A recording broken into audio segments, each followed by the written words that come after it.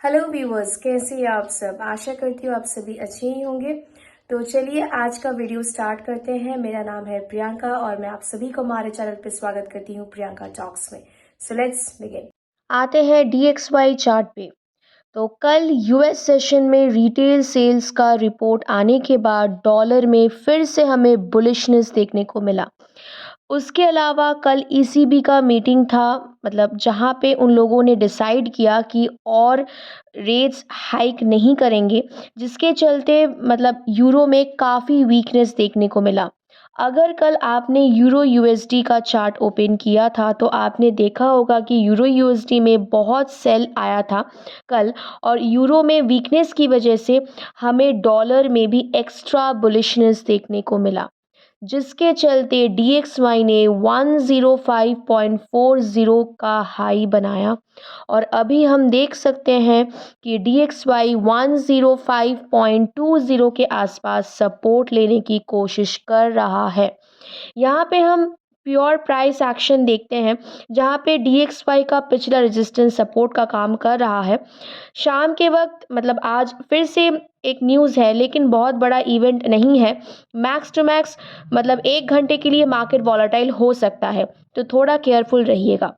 In case अगर market नीचे की तरफ आता भी है तो हम मान के चल सकते हैं कि मार्केट 104.80 के आसपास फिर से सपोर्ट लेने की कोशिश करेगा, क्योंकि फंडामेंटली फ़िलहाल DXY हमें काफ़ी बुलिश नज़र आ रहा है।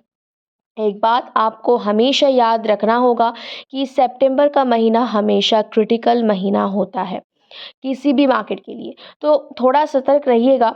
स्विंग ट्रेडर्स, पोजिशनल ट्रेडर्स, आप लोग फिलहाल लेवल टू लेवल ही ट्रेड कीजिए। आते हैं गोल्ड के चार्ट पे।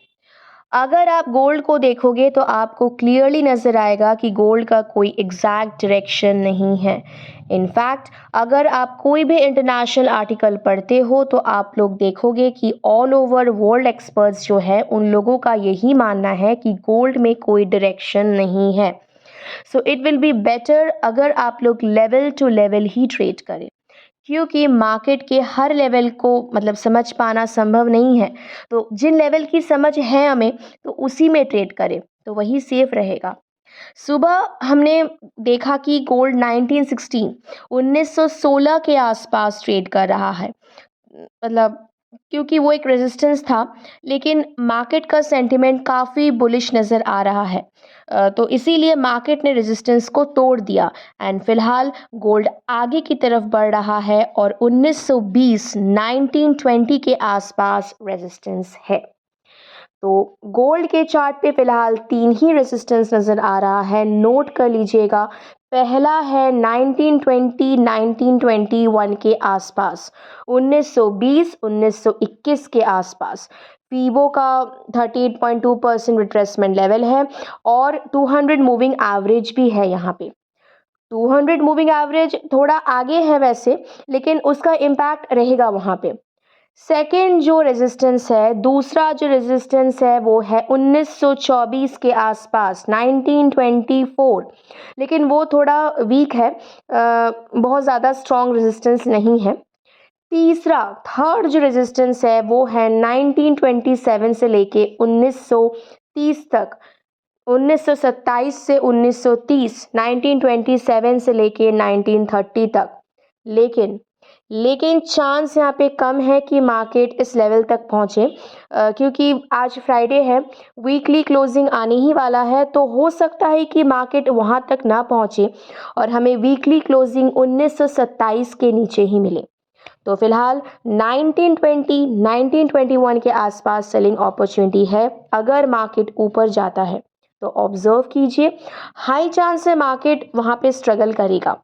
अगर मार्केट रिवर्स होता है तो आप लोग 30-40 पीप्स के लिए, 30 to 40 पीप्स के लिए एक सेल पोजीशन ले सकते हैं, लेकिन कंफर्मेशन भी ज़रूरी है। तो 1924 हमारा सेकेंड रेजिस्टेंस है और तीसरा जो रेजिस्टेंस है 1927, ठीक है। और अगर सपोर्ट की बात करें अगर गोल्ड की चार्ट पे सपोर्ट की बात करें तो फिलहाल गोल्ड के चार्ट पे एक ही सपोर्ट मतलब नज़र आ रहा है, मतलब वो भरोसा हम लोग कर सकते हैं, तो वो लेवल है 1901 के आसपास, 1901 नोट कर लीजिएगा। उसके अलावा फिलहाल अच्छा सपोर्ट नज़र नहीं आ रहा है। उससे पहले 1910 1911 के आसपास, 1910 1911 के आसपास मतलब एक सपोर्ट है, लेकिन बहुत ज़्यादा स्ट्रॉन्ग नहीं है, क्योंकि ये एक 50 मूविंग एवरेज है जो शायद सपोर्ट का काम कर जाए अगर मार्केट का वॉलेटिलिटी लो रहा तो। सो ओवरऑल अगर आपका वीक अच्छा गया तो सतर्क रहिए, क्योंकि ये ना हो कि एक या दो गलत ट्रेड आपके पूरा वीक के प्रॉफिट को मतलब ले जाए। सो हो सके तो लेवल टू लेवल ही ट्रेड कीजिए, और अगर आप चाहे तो अवॉइड भी कर सकते हैं। So let's see what happens, weekly closing कहाँ तक जाता है, क्योंकि वीकली क्लोजिंग काफ़ी इंपॉर्टेंट रहेगा। तो चलिए इसी के साथ ख़त्म करते हैं आज का वीडियो, मिलते हैं नेक्स्ट वीडियो में, तब तक के लिए बाय बाय।